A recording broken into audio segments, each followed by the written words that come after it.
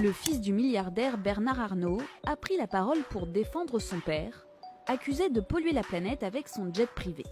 Cet avion, c'est un outil de travail. Notre industrie, elle est hyper concurrentielle. Alors, les quelques 300 jets privés immatriculés en France sont-ils tous des outils de travail appartenant à des hommes d'affaires? Pour commencer, les décodeurs du journal Le Monde ont mené l'enquête sur les propriétaires qui préfèrent souvent rester dans l'ombre. Une façon de rester discret, c'est de ne pas avoir l'avion en nom propre, mais d'avoir une entreprise qui détient l'avion pour soi. Des fois, ils passent par des sociétés au Luxembourg, au Portugal, à l'île de Man, aux îles Vierges britanniques. Alors, à qui appartiennent ces avions d'affaires?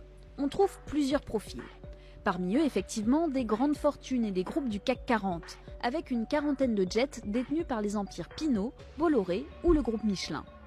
Mais on trouve également une dizaine de sportifs, dont le judoka Teddy Riner et le président du FC Nantes. Enfin, des compagnies privées possèdent leur propre flotte d'appareils proposés à la location. Maintenant, ces jets sont-ils uniquement des outils de travail?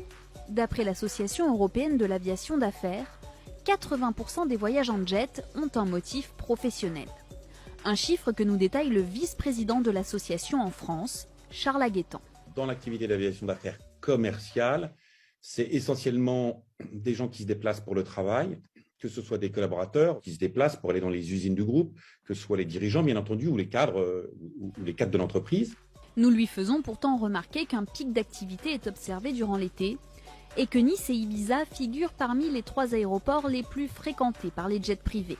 Alors, Nice et Ibiza, Ibiza peut-être, je ne sais pas, ne pas être qu'une destination touristique ou loisir, bien évidemment. La Sicile et la Sardaigne sont également particulièrement visitées par les jets pendant la saison estivale. Donc oui, parmi les principaux propriétaires de jets privés, on trouve surtout de grands groupes industriels. Mais de là à dire que ces avions ne sont utilisés que pour des motifs professionnels, cela semble moins évident.